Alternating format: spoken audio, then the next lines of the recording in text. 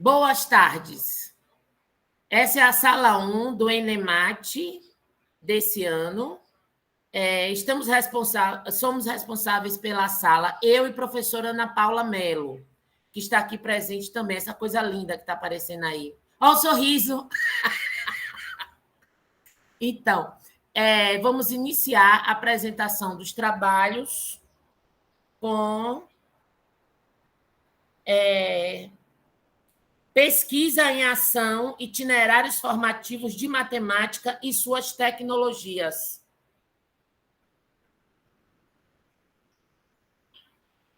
Podem começar. Eu vou pedir a quem chegou agora que assine a lista de presença e deixe o áudio e a câmera fechado enquanto os colegas se apresentam. Alan quer falar? O que foi, Alan? É isso, professor. Aqui no cronograma, a primeira equipe seria a minha. Isso. E o nosso tema não é esse. Não, eu sei.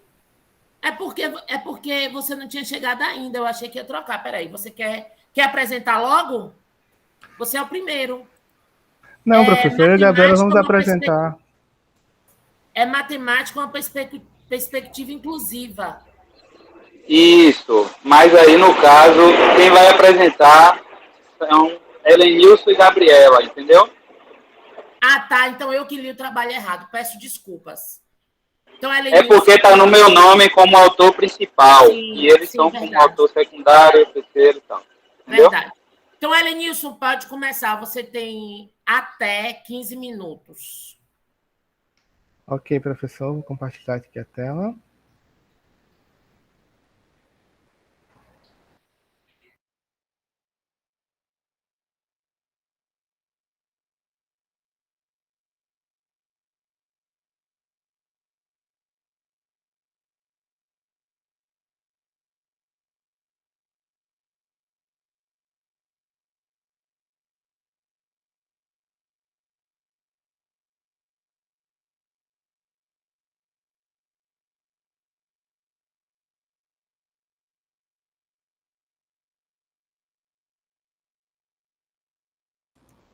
Pronto, tá visível aí já, pessoal?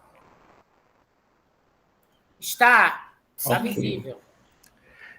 Mais uma vez, né, primeiramente, boa tarde a todos.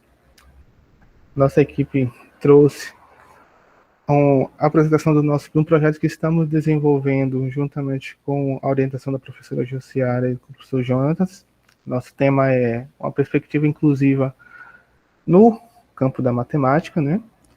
Os componentes da nossa equipe são o Alan Palma, o Cristiano Oliveira, eu que sou o Helenilson Fiel, e a Gabriela Nascimento, que vai ser a minha colega de apresentação nesse projeto, nesse trabalho. Bom, pessoal, primeiramente, né, vamos falar um pouco sobre a motivação, né, que nos levou a idealizar esse projeto.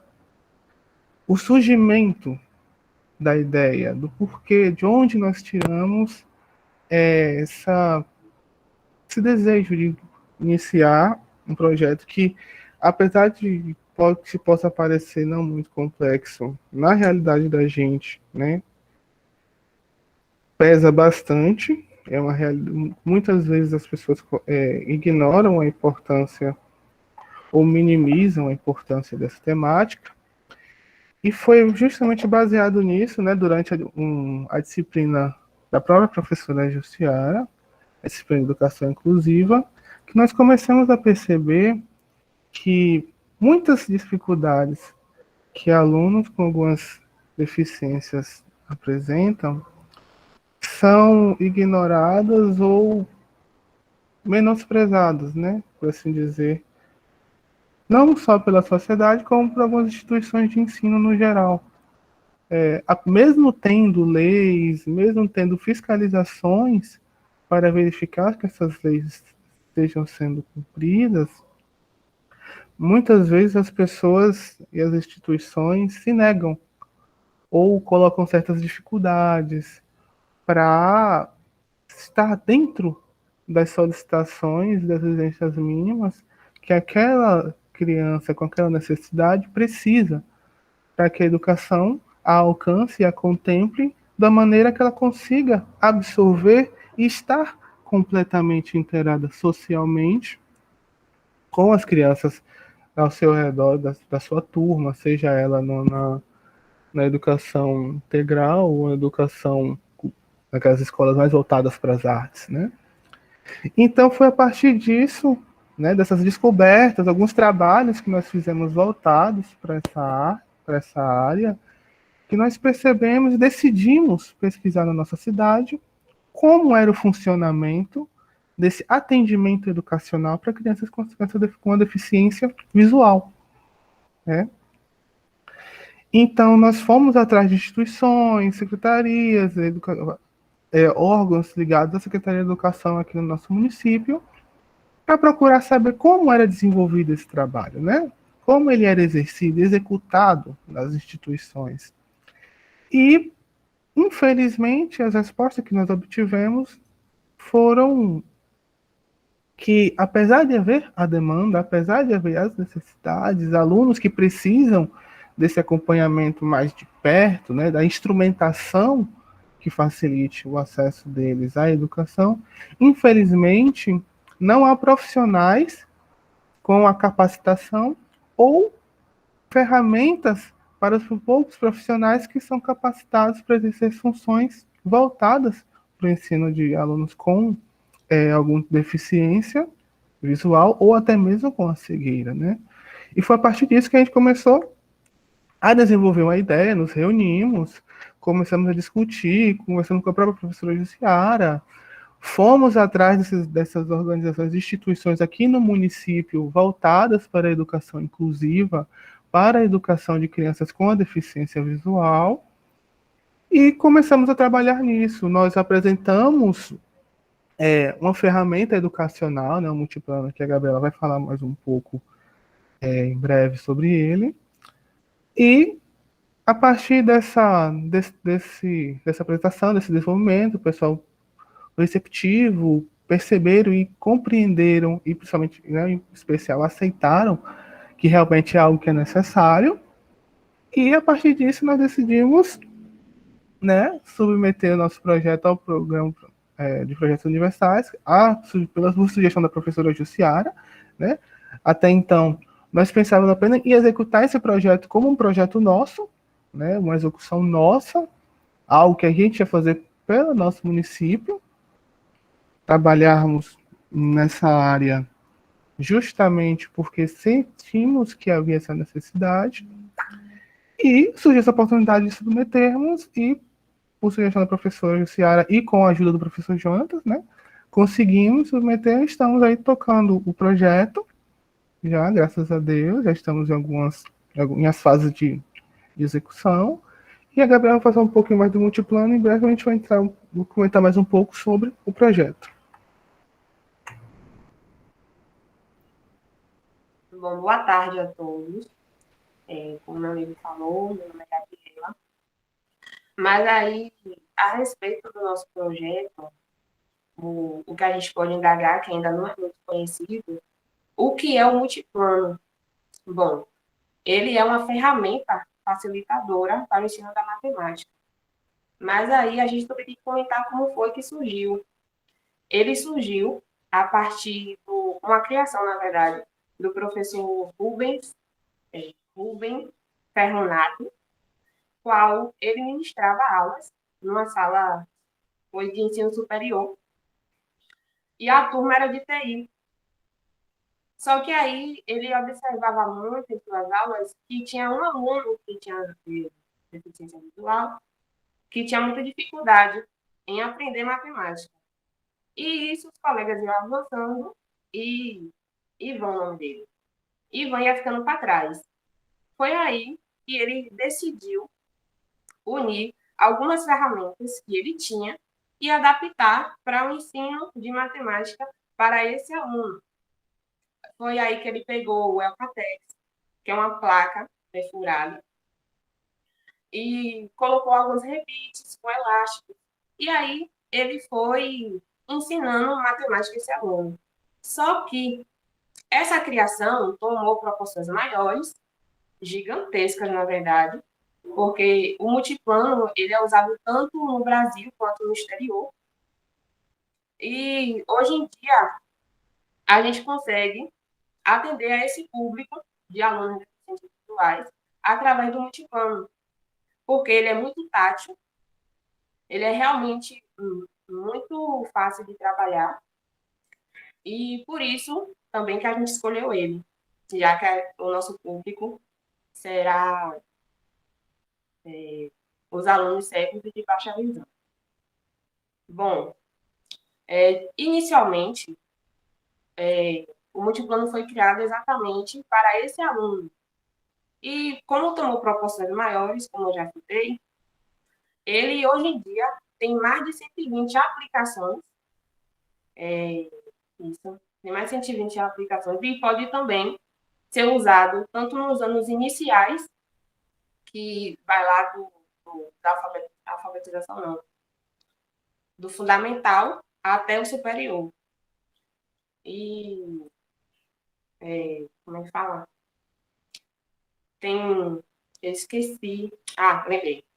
Tem mais de 20 dissertações para mestrado e também mais de 120 trabalhos de conclusão de curso no ensino superior, o que é um ganho muito grande, tanto para a gente que está formando como professores de matemática, quanto para a sociedade, porque realmente não só existe essa carência de ensino de matemática para esses alunos aqui no município, como é uma questão também nacional, que visamos, né, pelo menos diminuir esse grau de carência existente. Pode passar, Léo.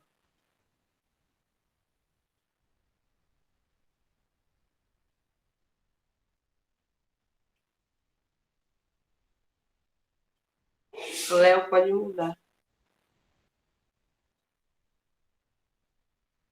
Bom, eu vou falar também sobre como foi a nossa interação e como foi que a gente pensou para poder aplicar esse projeto.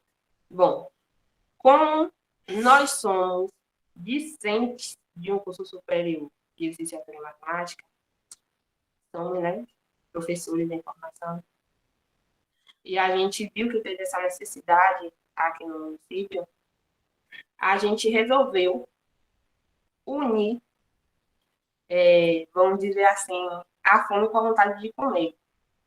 Mas a gente precisava de uma estrutura, a gente precisava de uma base, e essa base a gente procurou através de alguma instituição aqui no município mesmo que trabalhasse com cegos, com os alunos de baixa visão.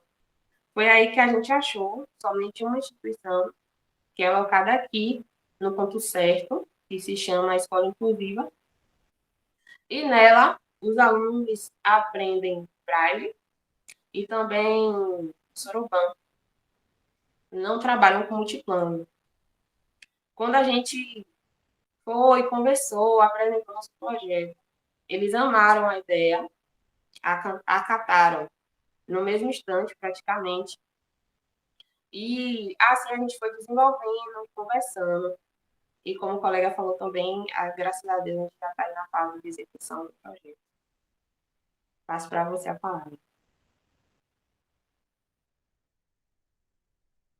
Bom, pessoal, essa etapa que nós estamos agora, né, de contato e interação com os alunos, que até o momento se manifestaram, tanto os alunos, né, quanto os pais de alunos, que se manifestaram a favor e comentaram sobre o desejo de participar desse nosso pequeno projeto.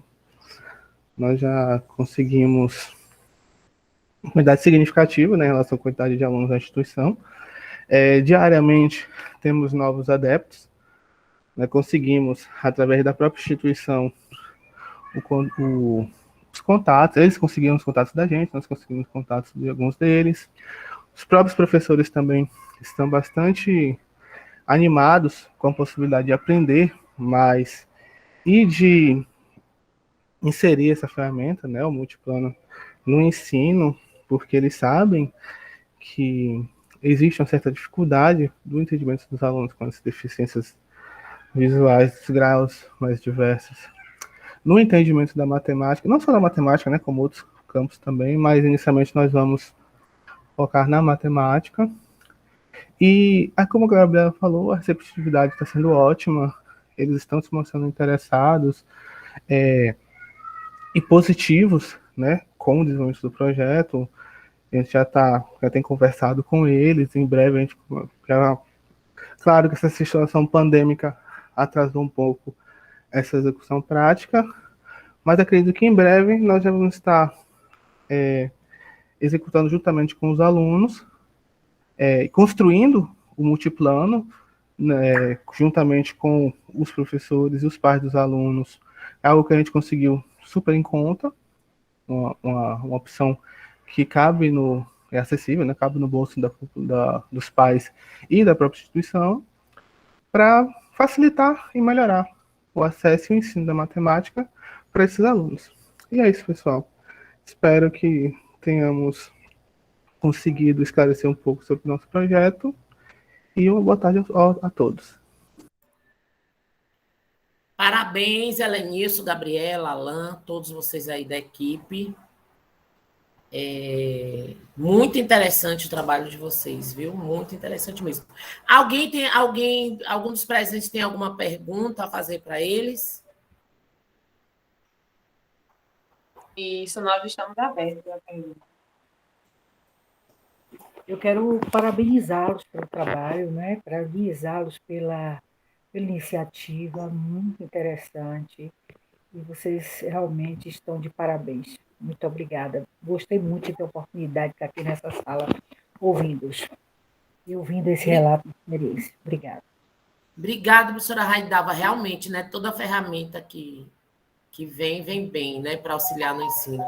Diga, Gabriele. Gabriele levantou a mão. Também gostaria de parabenizar o grupo.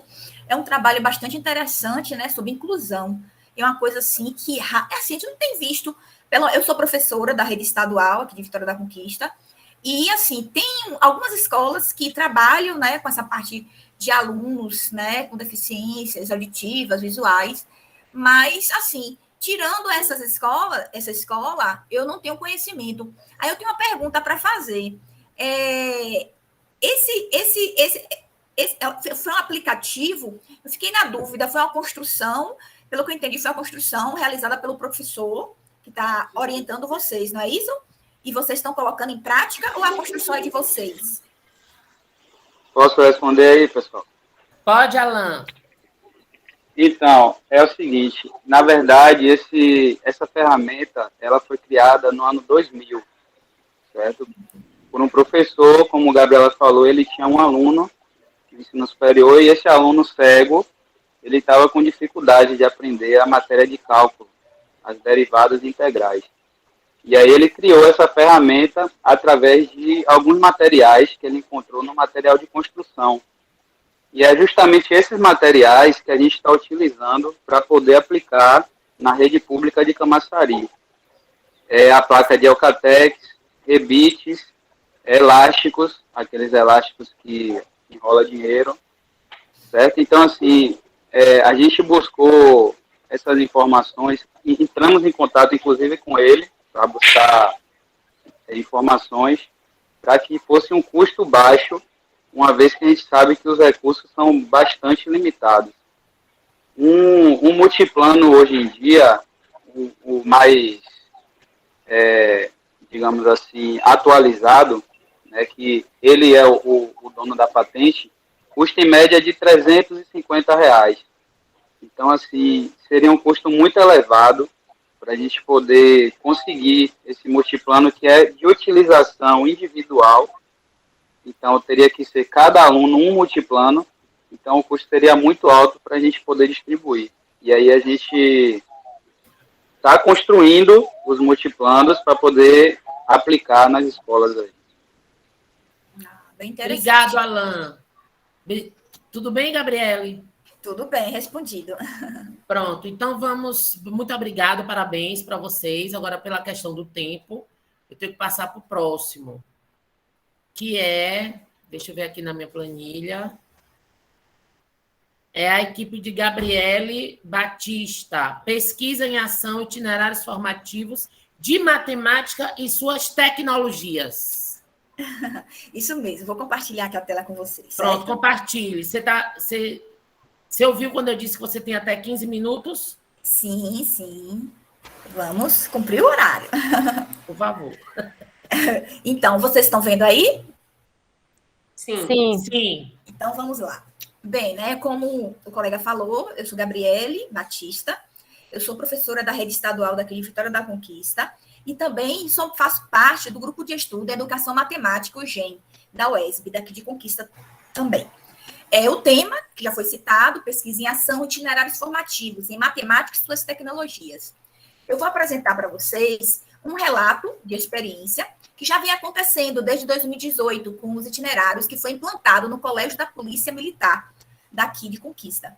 E aí, eu vou passar algumas informações das ações realizadas nesse projeto, que é pesquisa em ação, elaborado para os itinerários formativos de exatas e que seguiam as etapas científicas a partir do primeiro ano do ensino médio, com a finalidade de aguçar a curiosidade e despertar os estudantes para a criatividade e inventividade.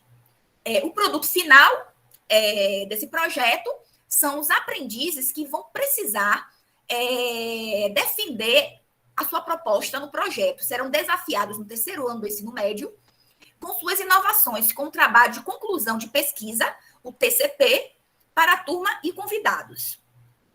E como eu já falei, os participantes são os estudantes da Escola Militar de Vitória da Conquista, são os itinerários. Essa proposta é um projeto piloto que foi implantado desde 2018 aqui e que vem dando certo, né, com algumas disciplinas. E matemática, prática e pesquisa, que é a disciplina que eu estou apresentando, ela teve um cunho bastante interessante em relação ao avanço da pesquisa aqui na escola, né, em relação à parte da defesa, um estudante de ensino médio, ele poder defender seu projeto de pesquisa, coisas que antes, né, até então, a gente tem visto mais no ensino superior. Bem, a disciplina prática e pesquisa busca selecionar e sistematizar com base em estudos e pesquisas bibliográfica, exploratória, de campo, experimental, em fontes confiáveis, informações sobre a contribuição da matemática na explicação de fenômenos de natureza científica, social, profissional, cultural e de processos tecnológicos. Bem, os meios e os recursos. Temos aqui o grupo de estudos em práticas e pesquisas. Esse grupo é o grupo do CPM, da escola mesmo, com esses estudantes, onde organizamos apresentações em eventos, produções de artigos e até mesmo a preparação para a defesa do projeto de pesquisa. As APPs são as apresentações desses projetos de pesquisa, onde do primeiro ao terceiro ano, eles passam por essa experiência, né? Vão apresentando as etapas do projeto até a sua conclusão final no último ano. Temos o diário de bordo digital, onde ele descreve o passo a passo de todo o percurso que foi traçado para a pesquisa. Visitas virtuais, que vocês verão mais adiante que eu vou apresentar, como visita virtual a um museu pedagógico, onde um museu de pesquisa, para aprimorar o conhecimento deles na parte da pesquisa e na parte virtual, dentro das tecnologias, e participação em eventos.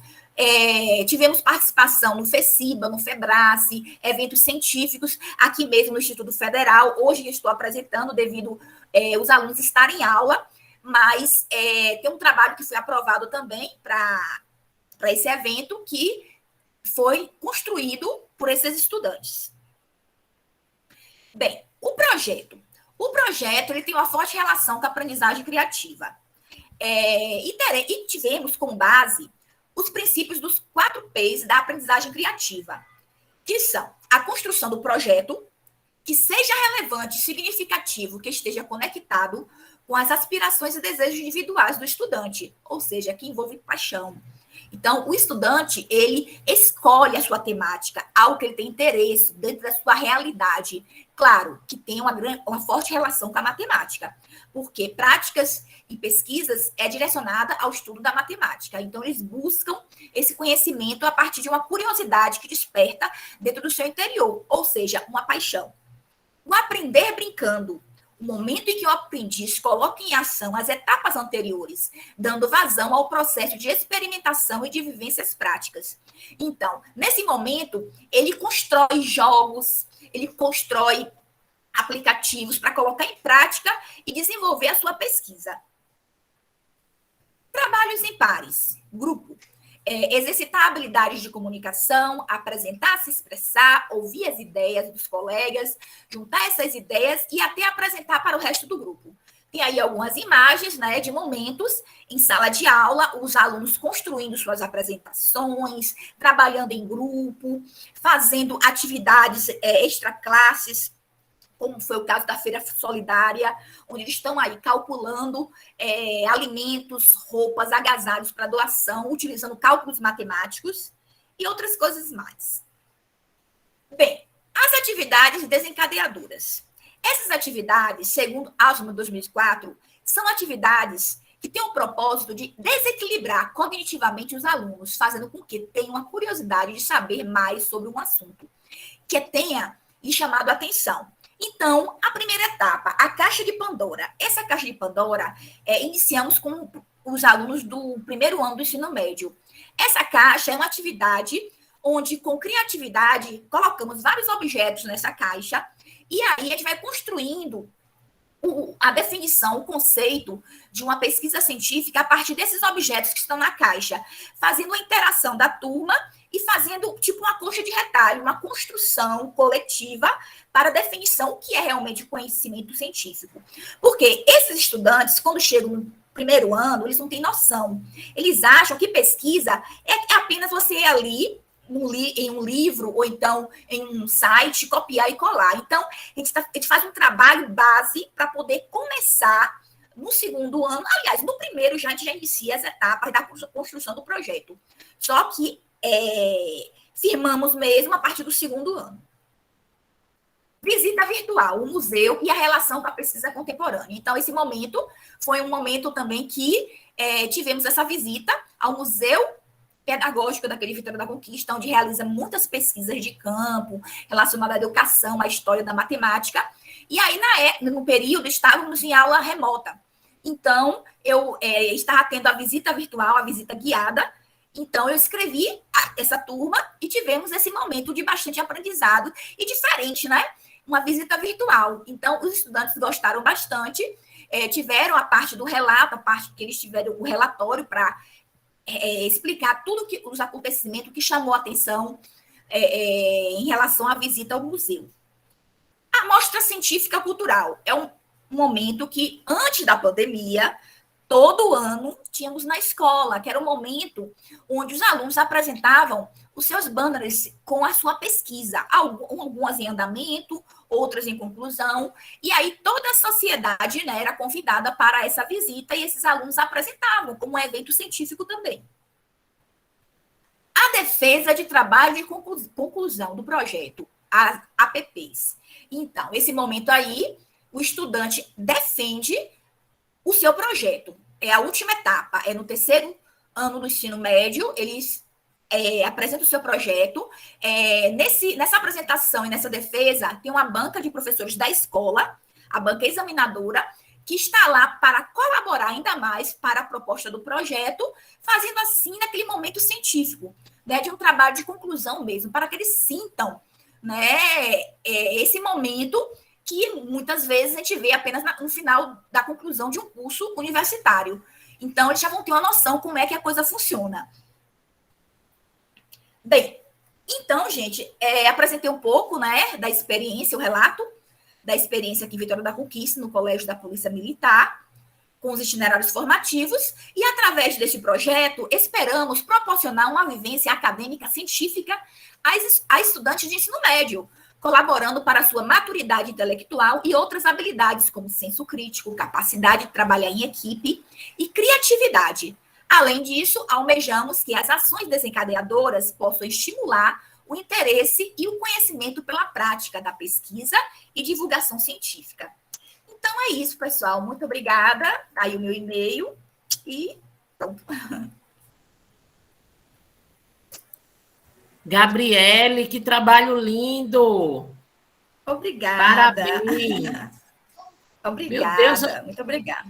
esse evento já começou com o pé direito.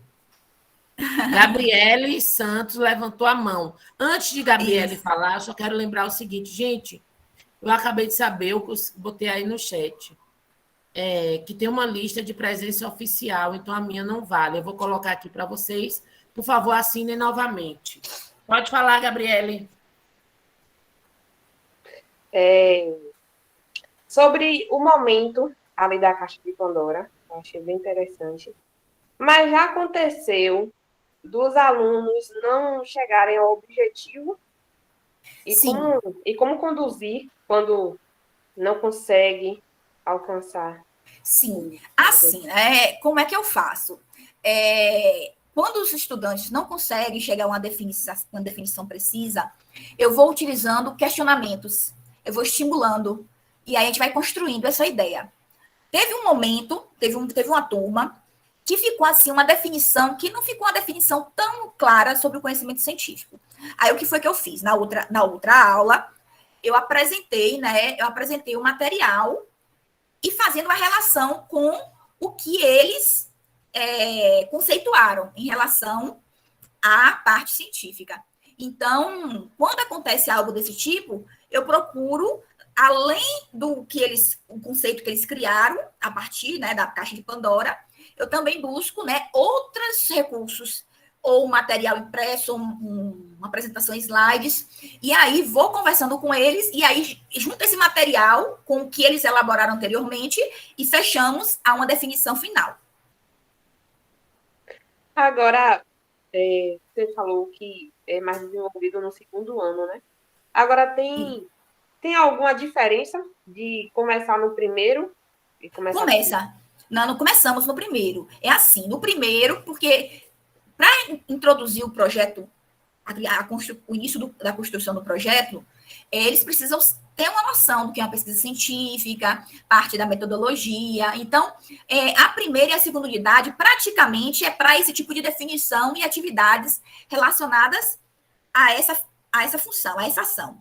Aí, a última unidade eu já começo a trabalhar com eles o tema, a pergunta de pesquisa, por que as hipóteses, a justificativa, por que eles querem pesquisar essa temática. Então, a gente já começa, agora bem de leve. Aí, no segundo ano, eu já chego com a proposta, já toda montada. Eu crio um cronograma, que sou eu mesma a professora do primeiro, segundo e terceiro ano de pesquisa, que eu me apaixonei pelos itinerários formativos. Eu falei, pode me colocar, que eu gosto da pesquisa, trabalhar com pesquisa, e tem que ser um professor que ele dê continuidade, porque senão se colocar outro, ele fica perdido. Então, eu também pego essa turma, e aí o que acontece? No segundo ano, eu já tenho um cronograma com a temática deles, tudo que ele passou no ano anterior. E aí a gente vai dando continuidade, lapidando, na verdade é essa, que a pesquisa científica a gente vai lapidando até chegar o momento de apresentação. E mesmo assim, depois que apresenta, depois que defende, ela pode ser ainda melhorada, Porque a ciência é assim, você sempre vai buscando mais e mais e mais, ou então a outra pessoa desenvolver esse trabalho com outro olhar. Aí é isso, Gabriela. Obrigada. Aí eu que agradeço. Só trabalho show. Adorei o nome Caixa de Pandora que você deu, que me lembrou uma música que eu amo, chamada Pandora's Box, do OMD, Orchestra Maneuvers in the Dark. Então, obrigada, Gabriele. Alguém quer falar mais alguma coisa sobre o trabalho da Gabriele? Senão, eu vou chamar o próximo. Tudo bem? Então, vamos lá. Tirar aqui a apresentação. Tá, Gabriele. Obrigado. Eu que agradeço. Muito obrigada.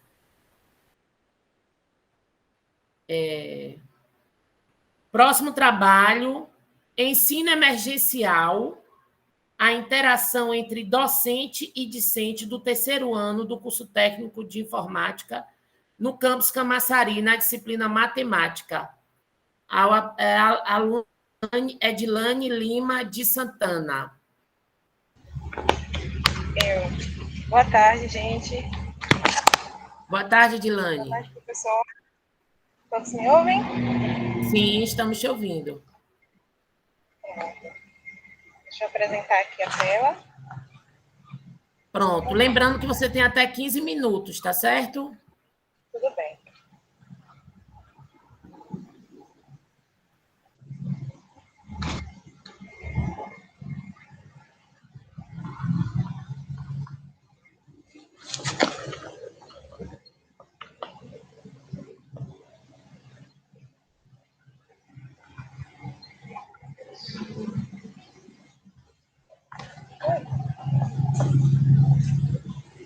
Deixa eu só a página carregar um pouquinho.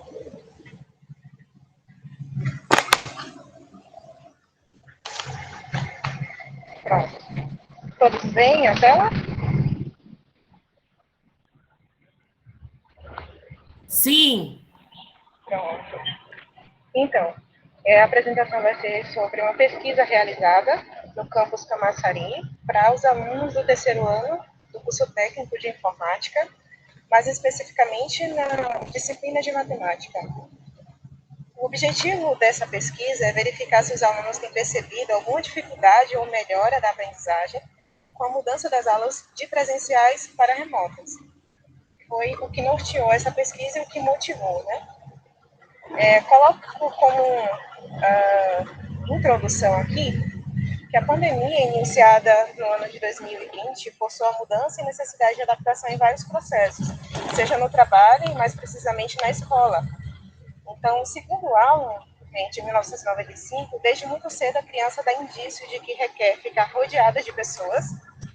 E Almeida fala sobre, afirma que o desenvolvimento do indivíduo não depende apenas do fator orgânico, mas da qualidade das relações entre o meio. Para Almeida, o professor precisa criar condições afetivas para o aluno atingir a plena utilização do funcionamento cognitivo e vice-versa. Tendo em vista todo esse trabalho que foi analisado desses dois estudiosos a respeito e motivado sobre os impactos que a pandemia tem gerado na educação, a gente procurou saber como é que essas crianças, no caso adolescentes, têm percebido essa mudança, né, de presencial para remoto e quais são esses impactos. Nesses dois teóricos, a gente procura verificar que eles falam a respeito da importância da afetividade, dessa interação social, dessa interação entre professor e aluno. A metodologia adotada para essa pesquisa foi quali-quant, de cunho exploratório. Foi feita uma pesquisa bibliográfica, que são a referência dos estudiosos, e mais um levantamento de experiências. A amostra foi com 8 alunos do terceiro ano do curso técnico. A turma é compreendida por 10 alunos, então a nossa amostra contou com 80%. A amostra ela foi não probabilística, que é uma característica de uma amostra cujos critérios são estabelecidos inicialmente. E foi feita uma aplicação de um questionário pelo formulário Google, composto por 8 perguntas, sendo 2 abertas. Então, o adolescente podia escrever o que ela gostaria de ter como resposta e 6 pré-determinadas, ou seja, de marcar. Os resultados eu apresento, dentre todas as perguntas que foram feitas, focamos em 3, das quais eu vou apresentar a vocês. A primeira seria perguntando se os alunos são participantes dos projetos de auxílio oferecidos pelo Instituto. Nessa pesquisa, essa pergunta objetivava saber se as crianças elas tinham dificuldade de acesso a alguma ferramenta tecnológica, e eles afirmaram que 63% eles não participam, 37% participam. Na segunda questão seria qual a metodologia utilizada pelos educandos para a resolução de questões propostas pelo professor, ou seja, se a metodologia utilizada pelo professor estava compreensiva a ponto de eles conseguirem responder as questões sem ter que recorrer a outro meio. Nessa pesquisa eu vou aproximar aqui para vocês, 88% informa que se debruçou sobre o que foi apresentado pelo professor e outras fontes de pesquisa. 12% informa que utilizou apenas outras fontes de pesquisas e não o que foi abordado pelo professor, e nenhum respondeu sobre apresentado pelo professor unicamente. Nessa terceira questão, perguntamos sobre possuem alguma dificuldade ou facilidade de aprendizado em matemática. Vou apresentar aqui. 63% informa que houve sim dificuldade. Como essa questão ela permitia também que a criança informasse uma resposta que não fosse somente de marcar, elas colocaram como uma facilidade 12%. 12% falou sobre o ambiente familiar, que gerou um impacto no aprendizado delas, e 13% respondeu mais ou menos. Quanto também à utilização do software, se foi abordado durante esse período, né, de ensino, eles informam que utilizaram GeoGebra e o Alpha, que compreende 12,5%, GeoGebra e planilhas, 37,5%, e somente GeoGebra, 50%. Então, a maioria realmente só utilizou e só aprendeu nesse processo de ensino de aprendizagem da matemática o GeoGebra. A quinta questão foi as 3 principais dificuldades sinalizadas pelos alunos. Essa também foi uma questão aberta e eles informaram que as aulas são carregadas, isso compreende 14%. 14% informa que a dificuldade em administrar o tempo. 29% houve pouca interação entre o professor e o aluno, e 43% informou que nada. Eu não desconsiderei essa informação que nada, vou fazer essa resposta a nada, mas eu obtive como conclusão que sim, o Instituto ele possui projetos que ajudam os alunos e a dificuldade de acesso a essas ferramentas é minoritariamente percebida, segundo a pesquisa que foi feita. O uso dos instrumentos tecnológicos tem colaborado para metade da amostra coletada, e poucos discentes se adaptaram às mudanças ocorridas e isso não favoreceu o seu aprendizado, tendo em vista a última questão que eu apresentei a vocês. Faz-se necessário, portanto, uma pesquisa com a maior amostragem, ou seja, se a gente conseguisse abordar todos os alunos, se utilizando uma outra forma de aplicação desse questionário, ou fazendo alguma pesquisa com eles, um questionário com eles, ou até mesmo com todas as turmas do Instituto, poderia a gente ter uma amostragem muito maior e, com isso, iria corroborar para a nossa afirmativa, para as nossas discussões. E é importante avaliar também a possibilidade de implementação do ensino híbrido como forma de atuar nas duas vertentes, ou seja, você ter essa interação social através de aulas presenciais, mas você também ter as virtuais que permitem a interação familiar, a participação da família nesse processo de aprendizagem dos alunos. E essas são as referências que eu utilizei para esse trabalho.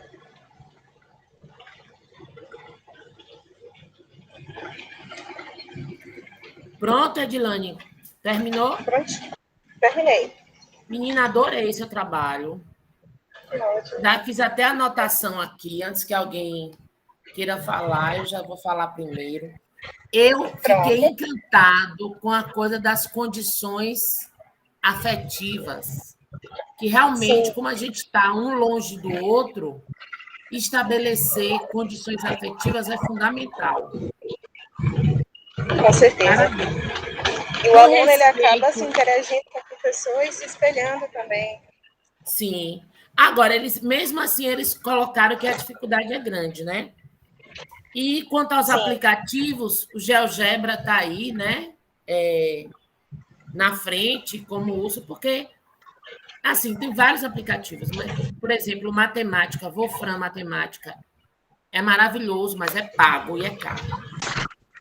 Tem o MATLAB, também é pago. O Python não é pago, você consegue até online, mas já que tem a dificuldade da programação.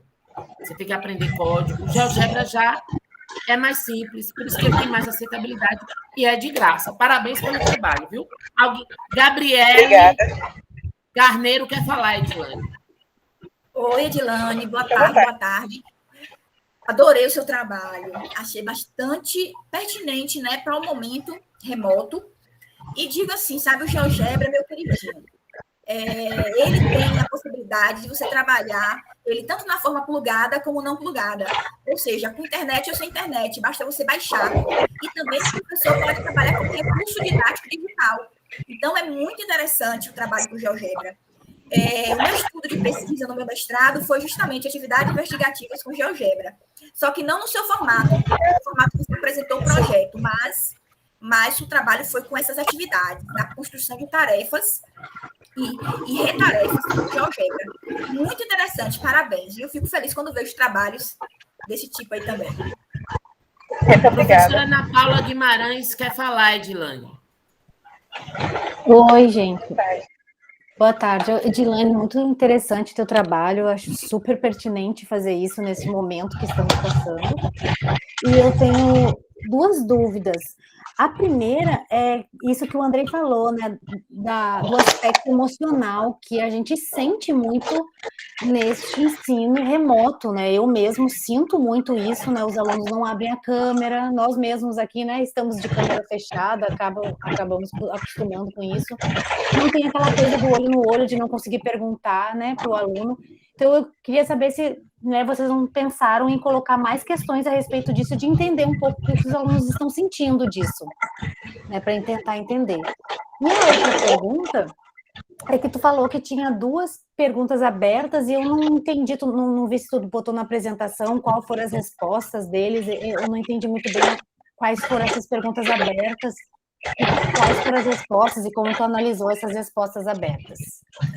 Obrigada e parabéns, viu? Vale a pena fazer uma amostra maior e fazer, né, continuar esse trabalho que é muito interessante. Muito obrigada, professora. A respeito da sua primeira pergunta, realmente eu tenho interesse em investigar mais profundamente sobre essa sensação que os alunos têm dessa falta de interação social, só que fica para a segunda parte. Nesse primeiro momento foi mais de investigação para ver se eles tinham dificuldade ou não.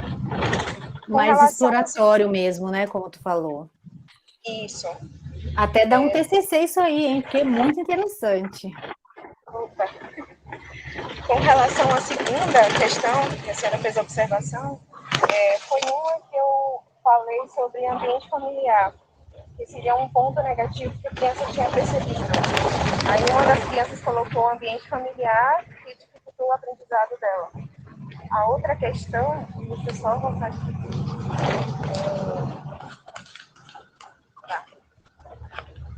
Foi as três principais dificuldades sinalizadas pelos alunos. Alguns responderam aulas carregadas, outras dificuldades em administrar o tempo. E como é que eu fiz essa verificação, né?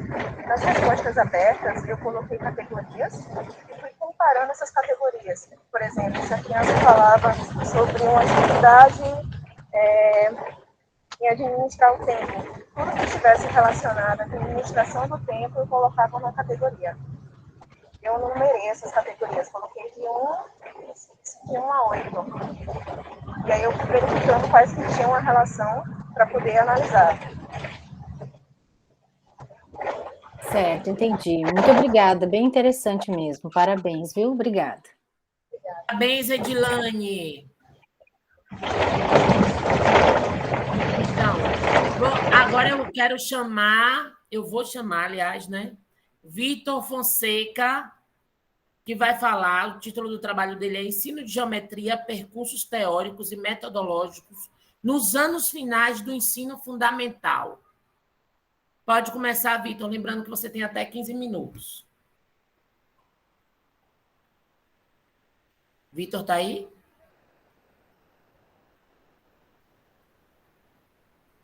Tô sim, professor. Vou Tá, já transmitir compartilhou a tela. Sabrina vai apresentar comigo, viu, professor? Tá certo, Vitor.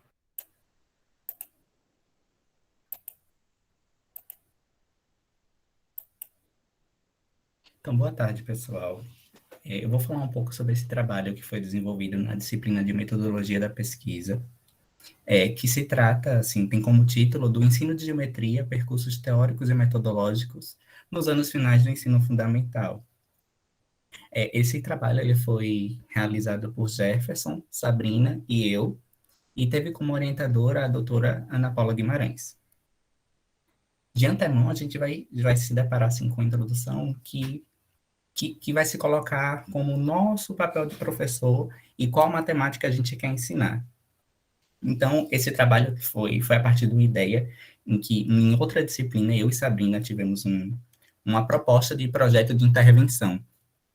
E aí a gente foi na escola, aplicamos um questionário, e tivemos nesse questionário que tinha diversos assuntos de matemática, e a gente constatou basicamente 2 conteúdos que não são desenvolvidos direitinho, assim, com essa amostra que a gente teve. A partir disso, a gente constatou que o ensino de geometria era um pouco defasado. Só que, quando a gente vai pesquisar, a gente não pode partir, de fato, a uma realidade pequena, uma amostra pequena. E aí a gente recorre à literatura. Então, como anda o ensino da matemática nos anos finais do ensino fundamental brasileiro? Os anos finais são aqueles do 6º ao 9º ano. Então, a gente partiu desse ponto, que era tratar como a geometria era abordada na literatura, como os professores vêm tratando a geometria, qual o papel da geometria. E aí a gente cai num ponto interessante, que é a história do desenvolvimento curricular da matemática, as causas e as consequências. A gente tinha no Brasil, antes de desenvolver o movimento dos pioneiros da educação em defesa de uma educação pública, gratuita e de qualidade, a gente tinha a maioria das pessoas analfabetas. Então, a matemática que era ensinada não é a matemática que se configura hoje. Então, era uma matemática que se tratava apenas da matemática como instrumento de você somar, de você ir no mercado, de fazer uma continha. Então, não tinha aquelas características importantes no pensar, no desenvolvimento crítico do aluno. Então, a partir disso, do desenvolvimento da matemática e das reformas curriculares, que a gente tem uma reflexão acerca disso. Boa tarde, gente. Dando continuidade aqui na apresentação, então a gente elaborou aqui como, na nossa pesquisa, como se pensar a matemática, né? Já que a gente já sabe, percebeu, né, que a matemática, às vezes, ela é pensada de uma forma memorística, engessada, né? Essa questão de decorar fórmulas. Então, como se pensar esse cenário, esse ensino da matemática, né? De forma a desenvolver esse ser crítico. E não apenas esses seres que decoram. E também a constatação do cenário do abandono da geometria, anos finais do ensino fundamental, embasado no artigo de Pavanello, de 1993. Então, por esse artigo, né, a gente tem que esse abandono do ensino da geometria, basicamente aí no século XX, tem, por meio da Lei 5.692/71, a LDB, permitiu que os professores montassem seus próprios programas. Então, isso se deu que muitos professores deixaram de lado o ensino da geometria e alguns postergaram, né? Deixaram para depois, que, no caso, eles acabaram sendo omitidos por ficar para depois, né? Para o final do ano letivo, digamos assim. Então, a gente vê que a geometria ela não era basicamente aí inserida nesse ensino. E para complementar o que Sabrina fala, ainda tem a observação que durante a Segunda Guerra Mundial e com a Guerra Fria, houve reformas curriculares de acordo com o movimento da matemática moderna, que propiciou o avanço da educação matemática para investigar essas questões pertinentes de como as pessoas aprendem matemática e construção de currículo. Então, a matemática que era ensinada de outra forma, ela passa a ter um enfoque maior nas questões de teoria do conjunto, álgebra e aritmética, deixando a geometria de lado. Então, quais foram os objetivos do nosso estudo? O estudo tem como objetivo identificar, analisar e compreender os fatores relacionados à defasagem do ensino da geometria nos anos finais do ensino fundamental, e os objetivos específicos tendem a investigar os processos ligados ao ensino da geometria nos anos finais do ensino fundamental, analisar conteúdo de geometria em coleções de livros didáticos selecionados pelo Programa Nacional do Livro Didático, verificar como os docentes veem o ensino da geometria na sala de aula e avaliar o desempenho de uma amostra de alunos no conteúdo de geometria. A metodologia utilizada foi uma abordagem qualitativa e quantitativa. A primeira abordagem é a de Ludwig e André, que diz que supõe um contato direto do pesquisador com o ambiente pesquisado e a situação que está sendo pesquisada, via de regra através do trabalho intensivo de campo. Devido à pandemia, a gente recorreu a questionários para atender essa parte, onde nós entraríamos em contato com o aluno e com o professor. E Fonseca, 2002, se centra na objetividade influenciada pelo positivismo, considera que a realidade só pode ser compreendida com base na análise de dados brutos, recolhidos com auxílio de instrumentos padronizados e neutros. A pesquisa quantitativa recorre à linguagem matemática para descrever as causas de um fenômeno, as relações entre variáveis. Aqui a gente tem o que foi utilizado, então são as questões dissertativas, professores e alunos representam a percepção sobre matemática e geometria, as questões objetivas, que trazem essa amostragem com conteúdos objetivos relacionados à geometria, e a amostra que foi 6 professores de matemática e 60 alunos do 6º ao 9º ano. Essas são exemplos de algumas questões que a gente inseriu aqui nos formulários que foram direcionados aos alunos do anos finais do ensino fundamental. A gente tem aqui 2 exemplos. Questões de múltipla escolha e questões de livros didáticos, não questões não tão complexas, né? Na verdade, a gente percebeu também que essa questão do plano cartesiano, que era uma questão relativamente bem simples para eles, que era falar o par ordenado, né? De um certo ponto, e teve bastante erro nessa questão, algo que a gente se assustou por esperar que houvesse muitos acertos.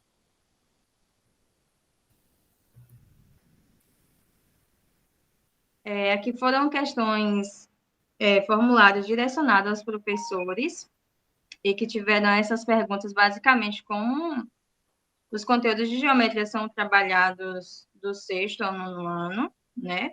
E as opiniões, qual a importância do ensino da geometria nas escolas. Esse formulado foi respondido por docentes, né?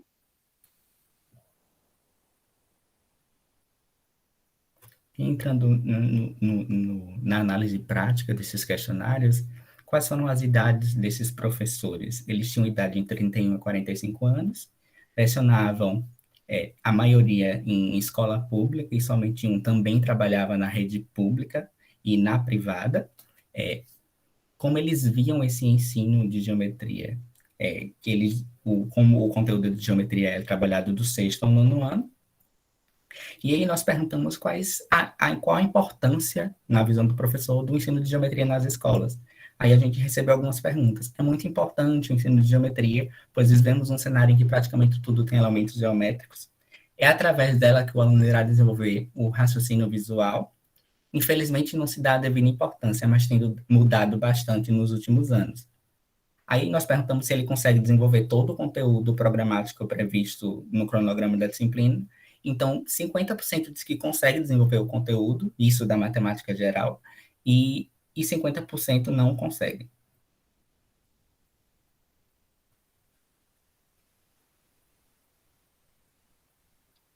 E também em relação aos docentes também, os conteúdos que são excluídos no plano de aula durante o ano letivo, aí as respostas foram basicamente, muito relativo, sempre fica um conteúdo pendente, mas geralmente o conteúdo que está no final do livro didático, na maioria das vezes relacionado a cálculo geométrico, parte da geometria, mas não é somente esse conteúdo, que não é dado por falta de tempo, existem outros também. Função do 2º grau, relação métrica no triângulo retângulo.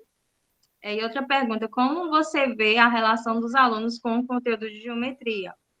Boa. Na questão da identificação das figuras e sólidos geométricos relacionados aos objetos do cotidiano, apresentam bastante dificuldades.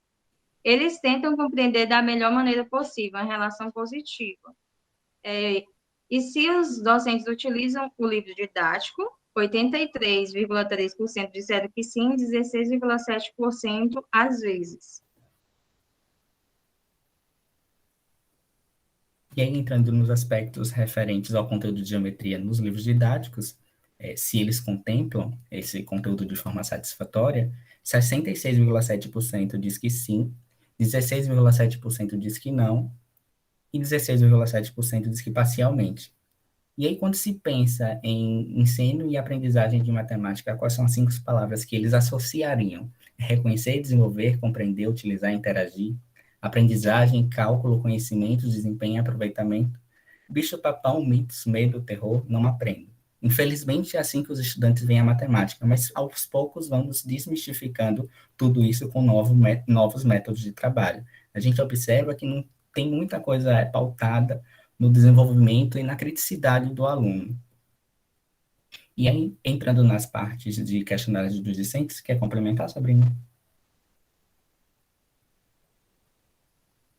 Do docente? Não, pode continuar, Vitor. E aí, diga 5 palavras que você associa à matemática. Isso na visão do discente, do aluno. Soma, problema, frações, dinheiro, horas, contas, números, álgebra, aritmética, subtração, multiplicação. Então, tudo se resume praticamente a operações. E o que você associa à geometria? Aí os alunos respondem em formas geométricas, espaço, retângulo, espaço também, de novo, forma geométrica, vértices. Então, são conteúdos específicos.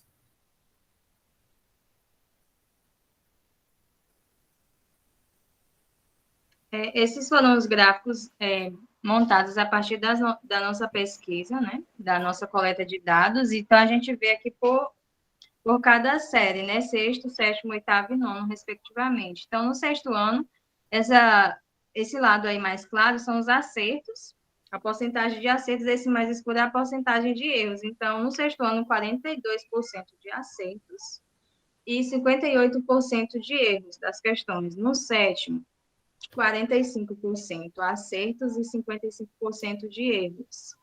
No 8º ano, 43% de acertos e 57% de erros.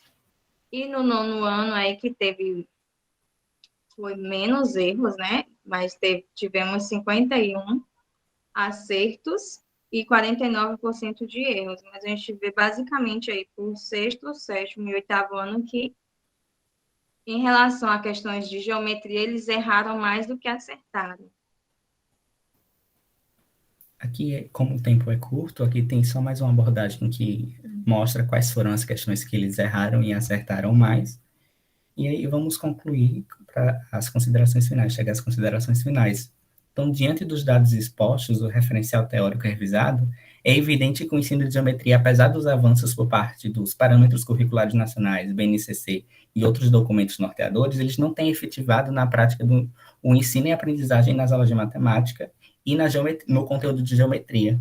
Então, nós podemos, então, destacar a importância deste estudo para a reflexão e ação dos professores, dos currículos que formam tanto os docentes quanto os discentes, e sobre as práticas exitosas para o ensino desta área que preza a formação intelectual, autônoma e crítica do aluno. Aqui tem algumas referências que nós utilizamos. E obrigado. Vou começar falando que eu e a professora Ana Paula, nós somos os mediadores, então a gente que manda. Estou encantado com o trabalho de vocês. Até Verdade, Andrei. Geometria plana espacial no curso, mas ainda, isso que vocês estavam falando aí, eu estava me lembrando do meu primeiro emprego, que eu peguei uma turma do 8º ano. Na verdade, quando eu comecei, ainda não existia o 9º ano. Faz pouquinho tempo, besteira.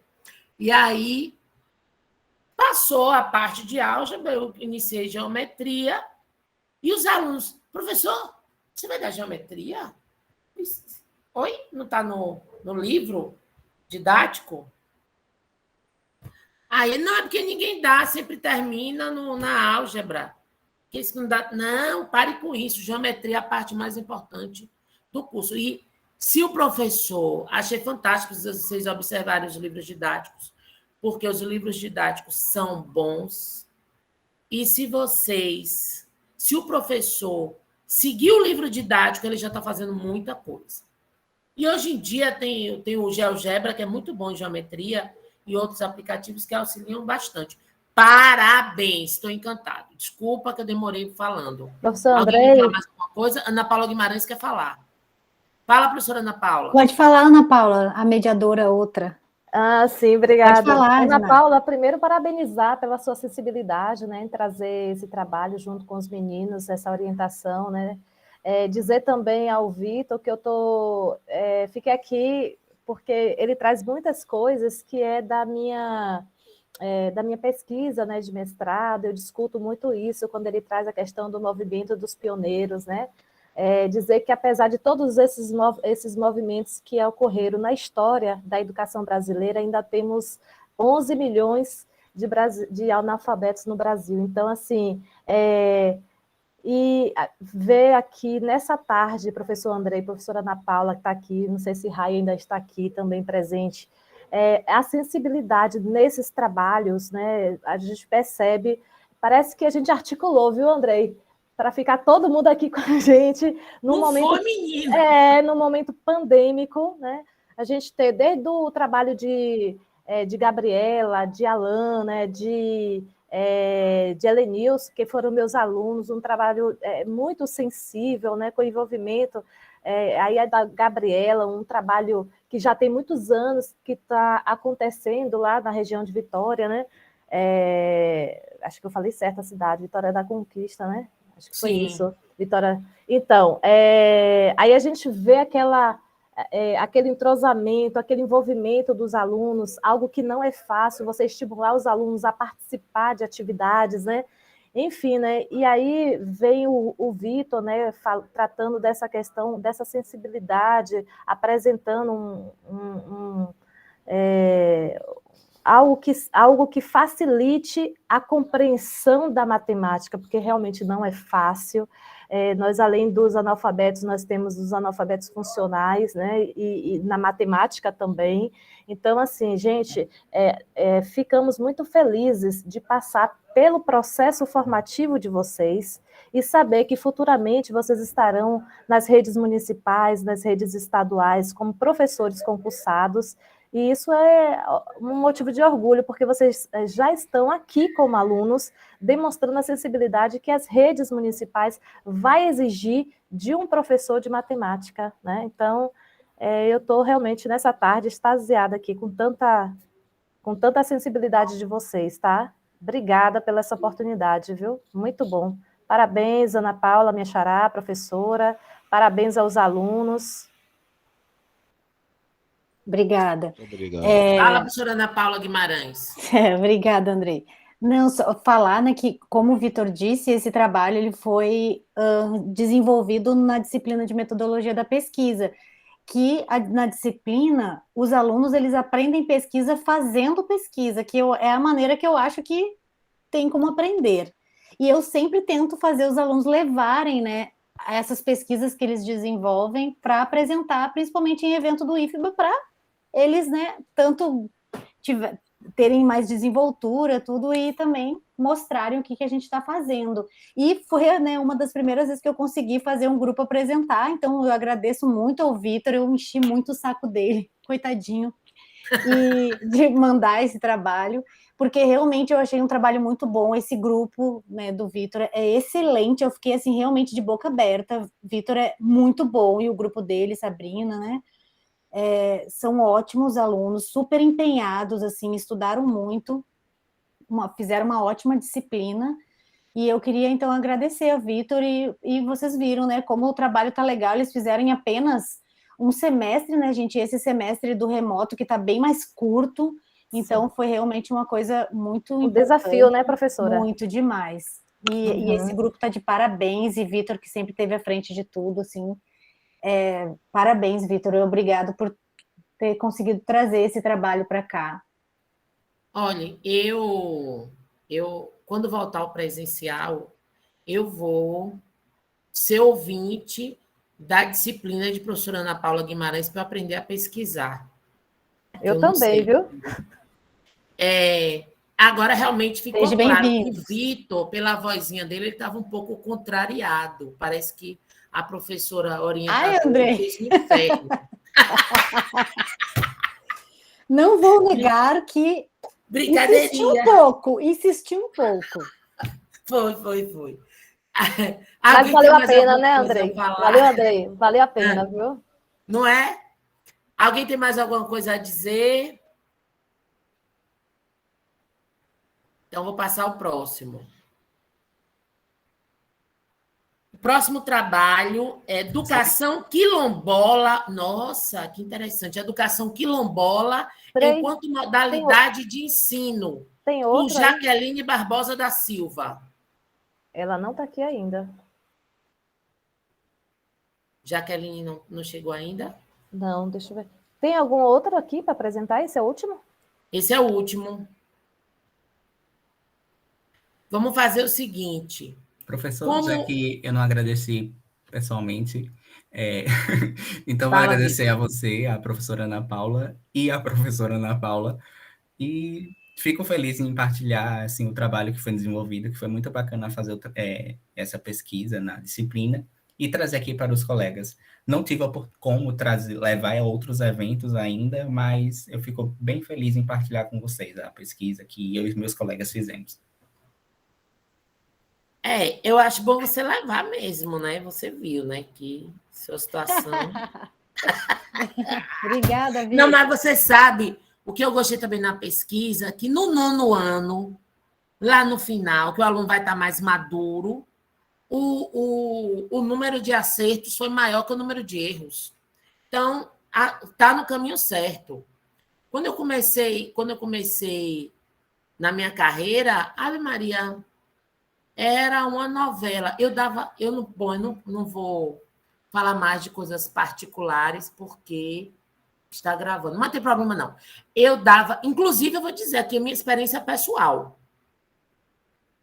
Logo que me formei, eu fiz concurso, fui trabalhar na Secretaria de Educação, daqui da Bahia, mas eu também trabalhava com uma professora que dava aulas particulares para alunos dos melhores colégios de Salvador. E era só geometria. A Gabriela está aqui, continua. Era só geometria. Eu tive que estudar muito. E isso, assim, foi um divisor de águas na minha vida. Porque nas escolas privadas, meu filho, geometria é abordada com força. Isso, quando eu estava pesquisando, professor, ele foi notório isso no estudo, porque a geometria, desde o início, ela era só utilizada, assim, naquelas escolas das elites, que eram as preparações para os cursos superiores.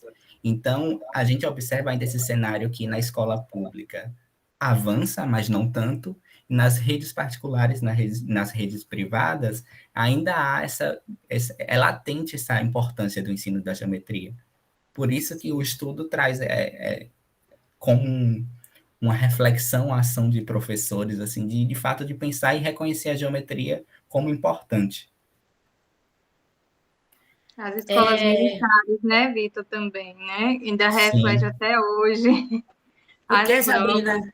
As escolas militares focam bastante nisso, os concursos, né, para acesso a essas escolas também é o que pesa nessas provas. Não, eu preciso dizer, eu queria ir embora de Salvador, uma coisa particular que me aconteceu, e a maior parte da minha família mora em Brasília. Então, eu em passeio, estava aberto com o curso para a Fundação Educacional do Distrito Federal, eu me inscrevi, voltei para Salvador. Aí, quando chegou a época de fazer o concurso, também tinha aniversário de parente, aí eu fui para Brasília e aproveitei para fazer o concurso. Não é uma coisa assim despretensiosa, mas a prova... Não, a esposa de um primo falava assim, o concurso da fundação é muito difícil, você não estudou nada. Eu fiz de fato, mas eu vou fazer para conhecer. Porque Meu primo não, meu tio. Meu marido já tentou 3 vezes e não conseguiu, é muito complicado. Tá, fui fazer. A prova realmente é uma prova difícil. E esse concurso que eu me inscrevi, ele foi nacional. Teve prova em Recife, Brasília, Rio, São Paulo e Porto Alegre. Brasília, o DF queria professores de todo o Brasil. Eu só passei no concurso porque eu dei aula particular para esses colégios em Salvador. Aí eu estava afiada na geometria, senão... Gente, eu aproveito que não assinou a lista de presença, por favor, assine. São 18h15. A outra menina não vai apresentar do outro trabalho? Ela não chegou ainda. Ai, que pena, um trabalho tão interessante. Muito interessante e Pois é. atual. É. Super atual.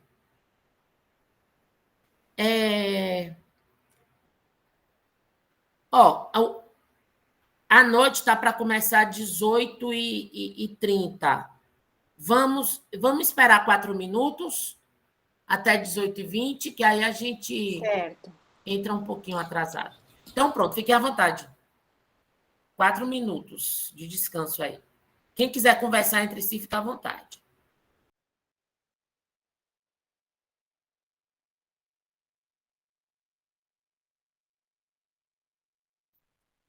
Eu só queria falar do colega Vitor. Eu lembro quando você mostrou para a gente seus desenhos, croquis, na verdade, né? Fala croquis, não é isso? Isso. Eu achei que você também ia apresentar alguma coisa sobre.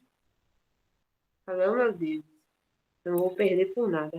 Não, ali é mais hobby, assim, nos bastidores. E aqui eu tenho um pouco de receio, assim, de trazer os trabalhos artísticos. Vitor, Oi, professor. deixa eu falar aqui. Gente, a Jaqueline ela teve um contratempo e realmente ela não vai conseguir chegar. Então, nós vamos encerrar aqui nosso primeiro dia. Parabéns a todos. E aí a gente vê se consegue encaixar. O trabalho dela é maravilhoso. Se a gente consegue encaixar em outro momento. Viu? Parabéns a todos os participantes. Certo. Obrigada, Andrei. Trabalho. Beijos até 18h30 no YouTube. Professor, Cristiano perguntou aí, o link da gravação vai ser disponibilizado onde? Eu não sei, acho que sim. No site. No site do evento. Né? Acho que vai botar no site do evento. Viu, Alan? Valeu, um beijo em todos aí, até daqui a pouco. Até daqui a pouco. Beijo, boa noite. Tchau, Boa gente. noite. Parabéns Vou a todos, interromper. viu? Tchau, pessoal. Boa noite. Parabéns, viu? Tchau. Seus trabalhos foram incríveis. Gente, nesse momento eu vou interromper a gravação.